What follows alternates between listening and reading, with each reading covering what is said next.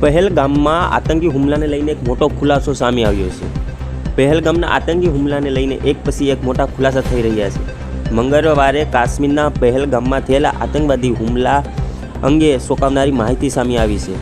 પહેલગામથી પરત આવેલી મોડેલ એકતા તિવારીએ દાવો કર્યો છે કે સુરક્ષા એજન્સીઓ દ્વારા જે આતંકવાદીઓના કેસ જાહેર કરવામાં આવ્યા છે તેમાં 2 ઘોડે સવાર છે। એકતાએ તેના ફોનમાં આતંકીનો ફોટો પણ લીધેલો છે। એકતા તિવારીના જણાવ્યા મુજબ તેમને આ ખચ્ચર માલિકોની હરકતો શંકાસ્પદ લાગી હતી, તેથી તેણે તેમનો વિડીયો બનાવ્યો। આતંકવાદીઓએ કેસ જોયા પછી તેણીએ ઉત્તર પ્રદેશના સીએમ હેલ્પલાઇનમાં ફોન કરી તમામ જાણકારી આપી છે। એકતાના મતે પહેલગામના થયેલો આતંકવાદી હુમલો તેમનો પ્લાન બી હતો। તેમનો પ્લાન એ કોઈ વાહનના બ્રેક ફેલ કરાવવાનો હતો।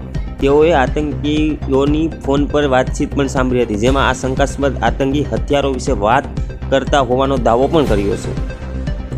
એકતા તિવારીએ કહ્યું કે તેમને ખચ્ચર ઘોડા પર બેસાડીને લઈ જતા 2 લોકોના ખોટા આતંકવાદીઓના કેસ સાથે સંપૂર્ણપણે મેળ ખાય છે। તેમણે કહ્યું કે કુરાન ન વાંચવા અને રુદ્રાક્ષની માળા પહેરવા બદલ આતંકવાદીઓએ તેમના સાથે ગેરવર્તન કર્યું હતું।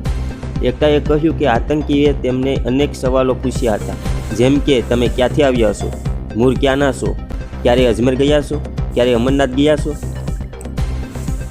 બેંકની નોકરી છોડીને મોડલિંગ કરતા એકતા તિવારી 13 એપ્રિલે પરિવાર અને મિત્રો સાથે વૈષ્ણો દેવીની યાત્રા પર ગયા હતા, જ્યાંથી તેઓ 16 એપ્રિલે શ્રીનગર તરફ રવાના થયા અને 20 એપ્રિલે તેઓ પહેલગામ પહોંચ્યા હતા। કેસ પરથી આતંકીઓએ ઓળખવાની સાથે એકતાએ જણાવ્યું કે જ્યાં હુમલો થયો ત્યાં 7 કિલોમીટર સુધી કોઈ જ સુરક્ષા વ્યવસ્થા નહોતી। ત્યારે હવે જોવાનું એ રહેશે કે આ માહિતી પરથી આતંકીઓને ઠાર મારવામાં સુરક્ષા દળોને કેટલી મદદ મળશે।